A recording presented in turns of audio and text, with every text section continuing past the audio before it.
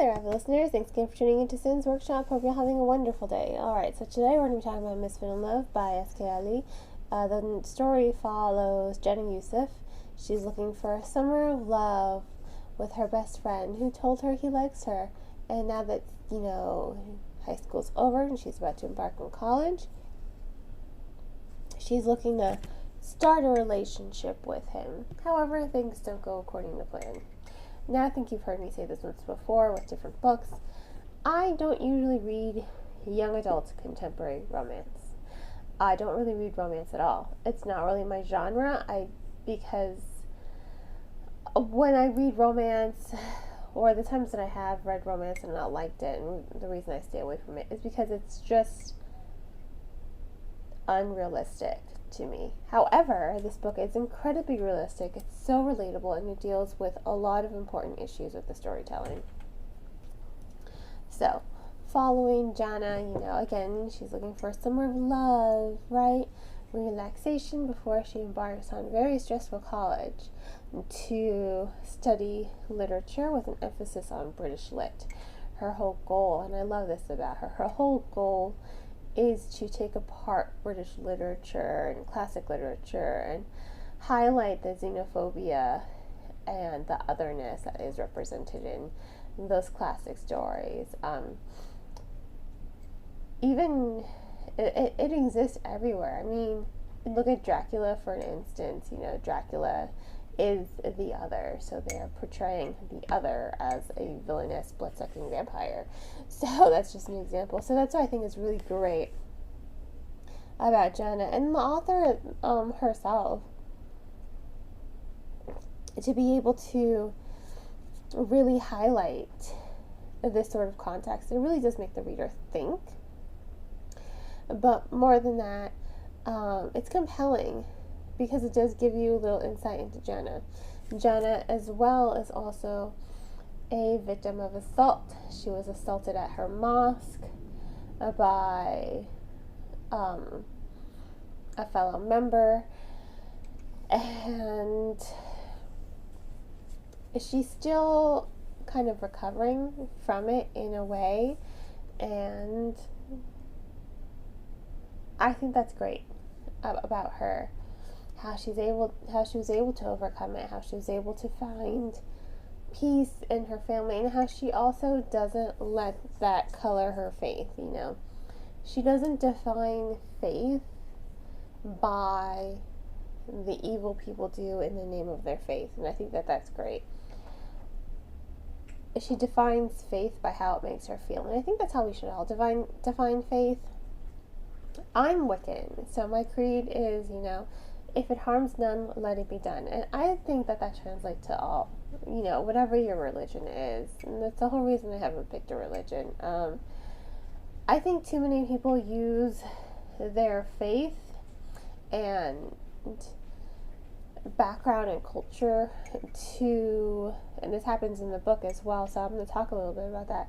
But I think a lot of people use their faith as a cover to highlight their own, hatred. And they use it to harm people. And I'm 100% against that. I don't think whatever high being is out there is saying, oh yeah, harm others in my name. I don't think that. I don't believe that at all. But, that's just my 2 cents on it. And I like that the author kind of touches upon this, because Jenna herself, she is Islamic, and there is a difference between Islam and Muslim beliefs. It's very slight beliefs, but I do like how the author, she's really using her platform to educate readers on what it means to wear a hijab or a sari or a niqab. She's using her platform to educate about Muslim and Islamic beliefs. I love that they're having this nikah. It's kind of like a wedding, but it's not the official wedding. It's basically a wedding. But I was so fascinated with it. And whenever a book encourages me to learn more about something, I think the author is doing their job well, because I'm interested now. I'm like, I want to know what a niqab is. I want to experience this. I want to become involved in this, and I think it's really, really great. Although there is also that fine line of cultural appropriation, I don't think you should have a niqab unless you are practicing that faith, or a part of that culture.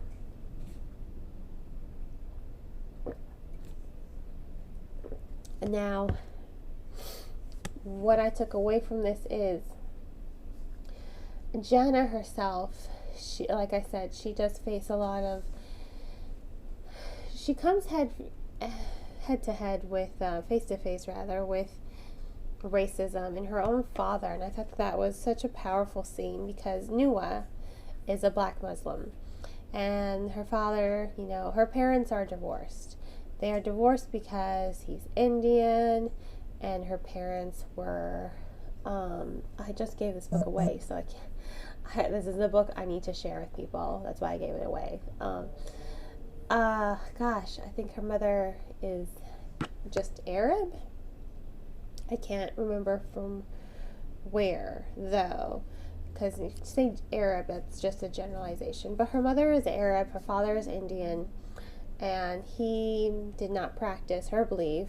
He did when they got married, but of course, their differences in faith really did create a wedge between them. So he's going back on that experience. He's not going back on the racism or the prejudices that he felt from her family.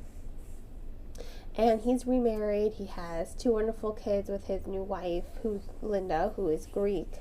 And her mother, and not her mother, what Jenna does point out is he's using his bad experiences to justify his own prejudices and his own hate and his own disapproval of her liking Nuwa and them being together, and Jenna calls him out on it.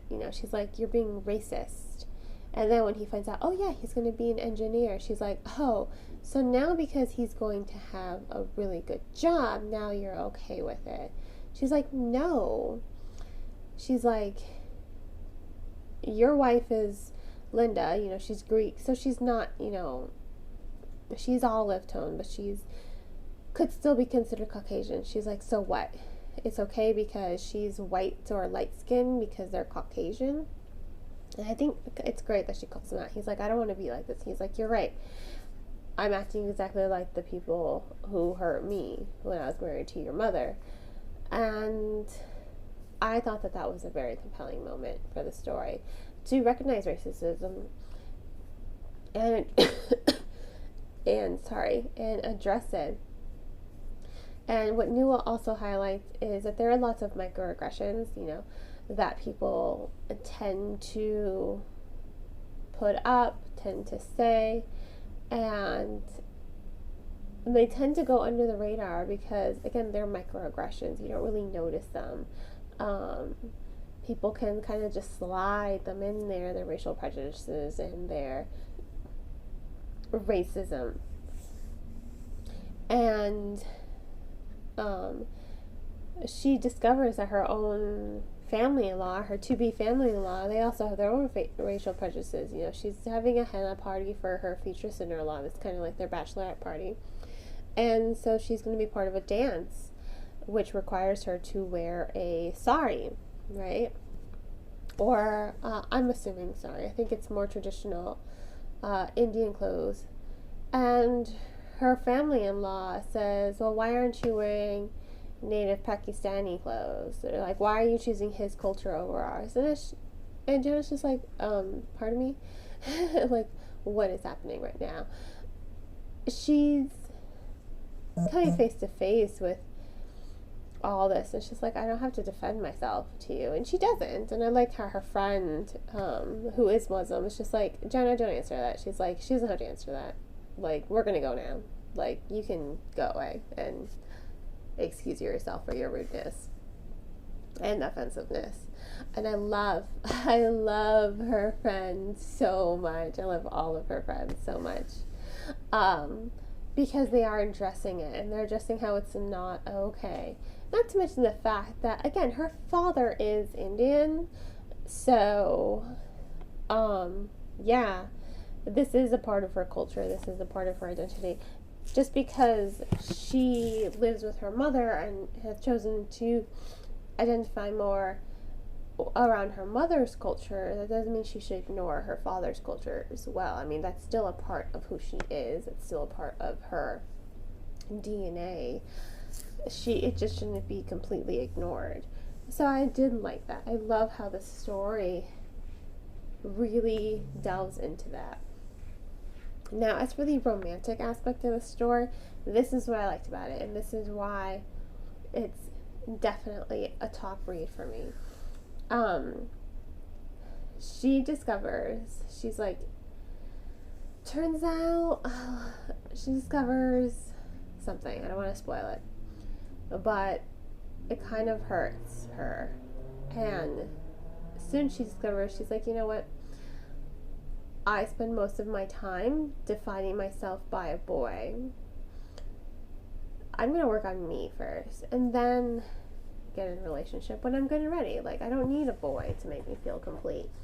And I love that, because I went through that myself all through high school. And it wasn't until my sophomore year of college where I was just like, yeah, I need to not be in a relationship right now. I need to work on me. I need to work on loving myself. I think a lot of girls, and I think society plays a part in this. I think a lot of people in society define you being whole as having a partner in your life.